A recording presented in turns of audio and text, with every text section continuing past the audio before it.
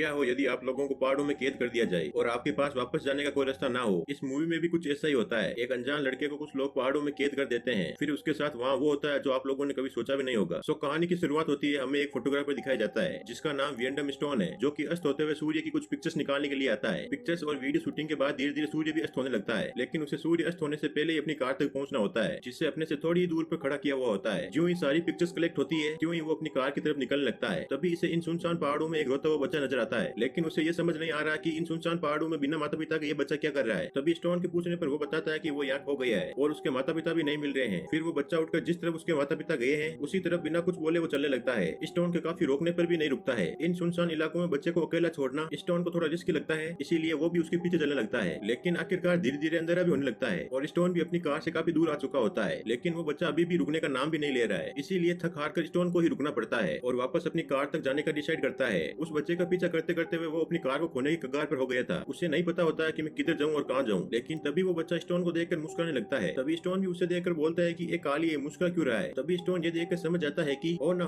कुछ दाल में जरूर काला है, ये किसी की चाल भी हो सकती है। इसीलिए स्टोन वापस अपनी कार की ओर जाने लगता है, लेकिन उसे काफी देर हो चुकी थी और घना अंधेरा भी हो जाता है, इसीलिए वो आज रात यहीं पे बिताने का डिसाइड करता है। तभी उसे कुछ आवाज सुनाई देती है और उन आवाजों का पीछा करते हुए उनकी तरफ जाने लगता है। वहीं वो देखता है कि एक बहुत ही गहरी खाई होती है जिसमें उसे एक घर भी नजर आता है, जिससे वो सोचता है कि यहाँ पर मुझे कुछ मदद मिल सकती है। इसी मदद की आशा से एक लंबी सीढ़ी से वे नीचे की ओर जाने लगता है और उस घर के दरवाजे को नॉक करता है। बार बार नॉक करने के बावजूद उसे कोई रिस्पॉन्स नहीं मिलता है। इसी कारण थक हार कर वो दरवाजे को खोल ही देता है। दरवाजा खोलते ही वो एक सुंदर लड़की को देखता है जो खाना बनाने में बिजी होती है और उसे पता सब कुछ होता है, और वो स्टोन को बोलती है कि अंदर आ जाओ और हाथ मुंह धो लो, तब तक मैं भी आपके लिए खाना परोस देती हूँ। ये सुनते ही स्टोन के तो हाल बेहाल हो जाते हैं और वो शॉक्ड हो जाता है और बोलता है कि हैं, इसे कैसे पता मैं आने वाला हूँ। तभी स्टोन उसे बोलता है कि यहाँ मैं खो गया हूँ, मुझे लगा कि यहाँ मुझे कुछ मदद मिल सकती है, इसीलिए मैं यहाँ आ गया। फिर वो लड़की स्टोन को अपना नाम अलीना बताती है और वो स्टोन को बताती है कि यहाँ मैं अकेली ही रहती हूँ, बिल्कुल तुम्हारी तरह। ये सुनते ही स्टोन एक बार और अचंभित हो जाता है, कहता है कि मेरी माँ, मैं तो अभी यहाँ आया हूँ तो मेरी तरह कैसे हो गई। फिर अलीना उसे खाने के लिए इन्वाइट करती है और उसे भी भूख लगी थी, इसीलिए बिना शर्माए खाने के लिए बैठ जाता है और उसे सारी बातें बताने लगता है कि वे कैसे आया और कैसे यहाँ फंस गया। लेकिन अलीना उसकी बातों में कोई दिलचस्पी नहीं लेती है और अपने खाने को खत्म करने में लग जाती है। फिर वो स्टोन को कहती है कि रात बहुत हो गई है, तुम चाहो तो यहीं सो सकते हो। अब स्टोन के पास कोई दूसरा रास्ता नहीं होने के कारण वो भी यहीं सोने का डिसाइड करता है। उसे पता था कि यहाँ मैं किसी को भी नहीं जानता हूँ, जाऊंगा तो कहाँ जाऊंगा, इसीलिए वो रात यहीं सो जाता है। फिर अगली सुबह अलीना तो सोई हुई थी, तभी स्टोन वहाँ से उठकर जाने लगता है बिना कुछ बताए हुए। लेकिन जब वो घर से बाहर निकलता है तो वो देखता है कि रात में मैं जिस सिटी से नीचे आया था वो अभी कहाँ गई है। ये सोचते सोचते उसका दिमाग फिर से चकराने लगता है और ये घर भी काफी खतरनाक खड्डे में होता है। इसके चारों तरफ बहुत ही बड़ी बड़ी चट्टानें और पहाड़ होते हैं और यहाँ से सिटी के अलावा बाहर जाने का कोई रास्ता नहीं है। तभी वो देखता है कि अलीना जाग चुकी है और अपना काम कर रही होती है। तभी वो उसके पास जाकर उससे पूछता है कि मेरी माँ, मुझे यहाँ से बाहर जाने का कोई रास्ता दिखा, यदि रास्ता भी नहीं हो तो मुझे सिर्फ इतना बता दो कि वो सिटी कहाँ गई है जिससे मैं रात को यहाँ आया था। लेकिन अलीना भी उसे अकड़ते हुए कोई जवाब नहीं देती है और वो मन ही मन सोचती है कि मुझे माँ कैसे कहा। लेकिन लाख बार स्टोन के पूछने पर अलीना एक बार जवाब देती है कि वो सीढ़ी कभी कभी यहाँ पे लगाई जाती है और फिर से हटा दी जाती है, और गुस्सा होकर स्टोन भी बोल देता है कि वो कोई मिस्टर इंडिया है क्या जो कभी कभी दिखती है। तभी स्टोन उससे पूछता है कि वो कौन लोग है, हमारे अलावा कोई और भी यहाँ मरने के लिए रहता है क्या, जिसपे अलीना उसे कोई जवाब नहीं देती है और यहाँ से चली जाती है। उसके जवाब न देने पर स्टोन भी अपनी जिद पर अड़िग होकर इन पहाड़ों को पार करने की कोशिश में लग जाता है और चिल्लाते हुए मदद की गुहार करता है, लेकिन उसे कोई रिप्लाई नहीं आता है। फिर हम देखते हैं कि अब रात हो चुकी है और स्टोन को एक रात फिर से यहीं बितानी होगी। फिर अगली सुबह स्टोन अलीना के घर से छेनी और हथौड़ा लेता है। छेनी का तो क्या करेगा, हथौड़ा लेता है जिनकी मदद से इन पहाड़ों को पार करने लग जाता है। हथौड़े की मदद से आधी चट्टान को तो पार कर लेता है, लेकिन तभी अचानक से ऊपर से कटा हुआ बकरी का एक सिर गिरता है जिससे स्टोन का बैलेंस डगमगाने लगता है और वो नीचे आ गिर पड़ता है, जिस कारण उसे दिन में ही तारे दिखने लग जाते हैं और वो बेहोश हो जाता है। उससे बेहोश होते होते रात हो जाती है। फिर जब उसे होश आता है तो उसे कुछ दर्द महसूस होता है। तब वो देखता है कि उसके पैरों में तो हथौड़ा धस चुका है, जिससे वो दर्द के मारे जोर जोर से चिल्लाने लग जाता है। तभी अलीना वहाँ आती है और उस हथौड़े को जोर से बाहर निकालती है। तभी स्टोन उसे बोलता है कि ये तो धीरे से भी बाहर निकल सकता था ना। फिर अलीना उसे अंदर ले आती है और उसकी मरहम पट्टी करती है, जिससे उसे कुछ रिलैक्स मिलता है और वो सो जाता है। अगली सुबह स्टोन गुस्से में उठकर अलीना को पकड़ते हुए बाहर ले आता है और उससे पूछता है कि तुम कौन हो और यहाँ तुम अकेली कैसे रह रही हो और वो लोग कौन है, तुम लोग मुझसे क्या चाहते हो। फिर भी अलीना उसे मेन पॉइंट नहीं बताते हुए बात को गोल गोल घुमाते हुए ले जाती है। कहती है कि दूर दूर में मैं ही हूँ जो तुम्हारा ध्यान रख सकती हूँ और तुम्हारी सारी जरूरतें भी पूरी कर सकती हूँ। तभी स्टोन कहता है कि वो भी, और अलीना रिप्लाई में कहती है कि हाँ वो भी। तभी स्टोन को फिर से अपनी बात याद आती है और उससे कहता है कि मुझे तो सिर्फ यहाँ से बाहर जाने का रास्ता दिखला दो। इसी दौरान अलीना का मन ललचाने लगता है और उसके करीब आने की कोशिश करती है, पर स्टोन उसे अपने से दूर कर देता है और अलीना भी चिढ़ते हुए अंदर चली जाती है। तभी स्टोन देखता है कि दो लड़के उसे आवाज दे रहे हैं और ये देख के तो स्टोन को अपने वापस जाने के सपने ही आने लगते हैं और उन्हें देख के बहुत खुश होता है। फिर उन्हें रिश्वत देते हुए कहता है कि मुझे यहाँ से कैसे भी करके बाहर निकालो, और वो चालाक बनते हुए स्टोन को कहते हैं कि तुम यही रुको, हम रस्सी लेके आते हैं। ये सुनकर तो स्टोन की खुशी का कोई ठिकाना नहीं रहता और उसे बाहर जाने की एक उम्मीद जगती है। फिर कुछ देर बाद एक ब्लैक जैकेट पहने हुए एक लड़का आता है जो कि एक लंबी सी रस्सी नीचे फेंकता है और उसे कहता है कि रस्सी को कमर में कस के बांध लो, जिसे हम तुम्हें ऊपर खींच लेंगे। तभी वो अपनी अलग अलग ही मुस्कुराहट के साथ रस्सी को बांध लेता है और हम देखते हैं कि वहाँ एक नहीं बल्कि काफी सारे लड़के होते हैं जो उसे ऊपर खींच रहे थे। जो स्टोन को आधे रास्ते खींचते हैं फिर वहीं पे रोक देते हैं और उसे रस्सी पर लटकाए हुए इधर उधर हिलाते डुलाते हैं और उसके साथ खेलने लग जाते हैं। तभी स्टोन उनसे कहता है कि ऐसा मत करो, ऊपर खींचो, मगर वो नहीं रुकते हैं, जिससे स्टोन चट्टान से बहुत जोर से टकराता है और चोट लगने की वजह से वो बेहोश हो जाता है। वहीं इतना शोर शराबा सुनकर अलीना बाहर आती है और उन लड़कों को डांटती है और कहती है कि कोई ऐसा करता है क्या भला। फिर सीन शिफ्ट होता है नाइट में, जहाँ स्टोन अपने जख्म के कारण बेड पे लेटा हुआ होता है। जो ही उसे होश आता है तो वो फिर से बाहर जाने के बारे में सोचते हुए नीचे गिर जाता है, जिसके बाद अलीना उसके पास जाके उसे समझाती है कि तुम अपनी जिद छोड़ो, ऐसा मत करो और अंदर चल के आराम करो। ये लड़के तो कभी कभी मेरे साथ भी ऐसा कर देते हैं और अब तुम मान लो कि तुम यहाँ से नहीं जा सकते हो, वही तुम्हारे लिए बेटर होगा। फिर हम देखते हैं कि अब अलीना और स्टोन की काफी अच्छी बॉन्डिंग हो जाती है और वो दोनों एक दूसरे का दुख सुख में काफी साथ देते हैं। अब स्टोन को भी धीरे धीरे विश्वास होने लगता है कि वह अब कभी भी यहाँ से बाहर नहीं जा सकता है और अब वह भी अलीना की बात मान लेता है और उसके कामों में हाथ बटाने लग जाता है। बट इनके लिए एक बात तो अच्छी होती है, वो ये कि वो लड़के इन्हें जरूरत का सामान प्रोवाइड कराते रहते हैं और अब अलीना और स्टोन भी एक पति पत्नी की तरह रहने लगते हैं, जैसे मानो कि दो लोगों की एक हैप्पी फैमिली हो। वो उसे खाना बनाकर देती है और उसके कपड़े भी धोती है और उसकी हर जरूरत का ध्यान रखती है। अब स्टोन को भी ध्यान था कि मैं यहाँ से तो जाने से रहा, इसीलिए अलीना और खुद के लिए सब्जियां उगाता है। फिर कुछ दिनों बाद वही लड़के उसे और सामान प्रोवाइड कराते हैं जिनमें उन्हें अल्कोहल भी दी जाती है और स्टोन उस रात बहुत ड्रिंक करता है, जिस कारण वे दोनों एक दूसरे के करीब आने लगते हैं और इंटीमेट हो जाते हैं। अब धीरे धीरे कुछ समय ऐसे ही बीतता जाता है और स्टोन खुद को एक्टिव रखने के लिए कुछ न कुछ एक्सरसाइज करता रहता है। फिर एक दिन वे भी दिन आ जाता है जब अलीना प्रेग्नेंट होती है और वो ये सब स्टोन को बताती है। ये बात सुनकर स्टोन तुरंत उठ खड़ा होता है और बोलता है कि ऐसा नहीं हो सकता है। तभी अलीना बोलती है कि ऐसा नहीं हो सकता मतलब क्या, इंटीमेट हुए तो ऐसा तो होगा ना। तभी स्टोन उसे कहता है कि ये सब तुम्हारी गलती है, लेकिन अलीना रिप्लाई में कहती है कि इसमें तुम्हारा भी सहयोग था ना, मैंने अकेले ने तो खुद से किया नहीं। इन सब बातों के बाद फिर हम अगले दिन देखते हैं कि वो लड़का फिर से आता है जो उन्हें जरूरत का सामान दिया करता था। वो अपना नाम लिपस बताता है और उससे कहता है कि क्या तुम मुझे पढ़ा सकते हो, क्योंकि मुझे पढ़ने का बहुत शौक है। तो स्टोन कहता है कि हाँ क्यों नहीं, बट यहाँ से तो मैं कैसे पढ़ा सकता हूँ, यदि तुम मुझे यहाँ से बाहर निकालते हो तो मैं तुम्हें खूब पढ़ा लिखा कर बड़ा आदमी बनाऊंगा। तब वो बोलता है कि यदि ये लोग मेरे पास नहीं रहेंगे तो मैं तुम्हें बाहर निकालने की पूरी कोशिश करूंगा। तभी अचानक से एक बड़ा लड़का आ जाता है जिसने उनकी सारी बातें सुन ली थी और वो आके उस बच्चे को लेकर चला जाता है। फिर हम अगली सुबह का सीन देखते हैं जब अलीना घर से बाहर आती है तो आते संगी चिल्लाने लग जाती है। तभी उसकी आवाज सुनकर स्टोन भी बाहर आता है तो वो देखता है कि उन बड़े लड़कों ने लिपस को मारकर चट्टान के चारों ओर टांग दिया गया है। ये सब देखकर अलीना पागल सी हो जाती है क्योंकि लिपस अलीना का बेटा था जो उन लोगों ने उसे छीन लिया था। लेकिन स्टोन कुछ समझ नहीं पा रहा था कि आखिर अलीना इस लड़के के लिए इतना क्यों रो रही है। तभी अलीना ये सब कुछ उसे बताती है और अलीना का यह मानना था कि स्टोन की बातचीत के कारण लिपस को मार दिया गया है। ये कहते हुए अलीना एक लकड़ी का बड़ा सा टुकड़ा उठाती है और स्टोन को मारने लग जाती है। इतना मारती रहती है कि जब तक वे बेहोश न हो जाए। फिर हमें 2 महीने बाद का सीन दिखाया जाता है जहाँ अलीना ने स्टोन को मारकर एक बड़े से पिंजरे में कैद किए रखा होता है। इतने वक्त से पिंजरे में कैद रहने के कारण स्टोन का पूरा हुलिया ही चेंज हो जाता है और अलीना अंदर से ही उसे खाना और पानी देती रहती है, जिस कारण वो थोड़ा सा पागल सा हो जाता है, कुछ उसी प्रकार की हरकतें करता रहता है। फिर एक दिन एक लड़की उन पहाड़ों के पास आती है और वहाँ से स्टोन को देख लेती है जो उसे उसकी मदद करने के लिए कहता है। फिर वो लड़की स्टोन की मदद करने के लिए पुलिस को बुलाने जाती है। अब स्टोन को बहुत दिनों बाद एक उम्मीद की किरण नजर आती है। उसके कुछ देर बाद स्टोन देखता है कि उस लड़की को उन लड़कों ने पकड़ लिया है और वो स्टोन को दिखाते हुए उसे उनके सामने ही मार देते हैं। ये देखकर स्टोन बहुत गुस्सा हो जाता है और पिंजरे को तोड़ने लग जाता है, लेकिन उसके पास कोई मजबूत हथियार न होने के कारण पिंजरे को कुछ भी नहीं होता है। अब स्टोन को ऐसे ही पिंजरे में रहते हुए 9 महीने बीत जाते हैं। फिर एक दिन स्टोन अलीना से कहता है कि प्लीज मुझे इस नरक से बाहर निकालो, मैं तुम्हारे बच्चे को अपनाने के लिए तैयार हूँ और उसका पिता बनने के लिए भी। लेकिन अलीना उसे कहती है कि मैं अपने बच्चे का खुद ख्याल रख सकती हूँ, मुझे तुम्हारी कोई जरूरत नहीं है, मैं पहले भी अपना ख्याल रख चुकी हूँ और अभी भी रख सकती हूँ। फिर स्टोन उसे कहता है कि फिर तुमने मुझे यहाँ क्यों रख रखा है। फिर अलीना उसे कहती है कि तुम तब तक रहोगे जब तक ये बच्चा ना हो जाए। ये कहते हुए वो वहाँ से चली जाती है। फिर आखिरकार वो दिन आ ही जाता है जब अलीना को डिलीवरी में मदद करने के लिए स्टोन को खोलना पड़ता है, लेकिन स्टोन में अब इतनी ताकत नहीं रही कि वो अलीना की मदद कर सके। तभी उसे वो लगी हुई सीढ़ी भी नजर आती है जो आज उन लड़कों ने लगा कर रखी थी। वो लड़के भी उन्हें ऊपर से देख रहे थे। तभी स्टोन सीढ़ी की तरफ जा ही रहा था, तभी पीछे से बच्चे के रोने की आवाज आती है जो बिना उसकी मदद से ही पैदा हो गया था। अब स्टोन अपने बच्चे को देखकर रोने लगता है और उसे गोद में लेकर उसे प्यार करने लगता है। फिर अलीना उसे वापस मांगती है तो उसे वापस देता है। ये बच्चा एक लड़की होती है। तभी अलीना स्टोन से कहती है कि मैं इसकी बहुत सेवा करूंगी और उसे अच्छा अच्छा खाना खिलाऊंगी, फिर एक दिन ये भी मेरी तरह माँ बनेगी जिससे मेरा मकसद पूरा हो जाएगा। फिर अलीना स्टोन को थैंक्स कहती है। तभी पीछे से एक लड़का आकर स्टोन को चाकू से गला काट देता है। फिर वे अलीना से कहता है कि माँ हमने इसे भी अपने अंजाम तक पहुंचा दिया है। अब कहानी के आखिर में यह बात साफ हो जाती है कि ये एक कबीला है जिसमें सारे बच्चे अलीना के ही होते हैं। वो सभी अपनी चाल में स्टोन जैसे लड़कियों को फंसाकर बच्चों को पैदा कराते हैं। जो ही उनका मकसद पूरा हो जाता है जो ही उन्हें मार देते हैं। इसी तरह से वो अपने कबीले को बढ़ाते रहते हैं।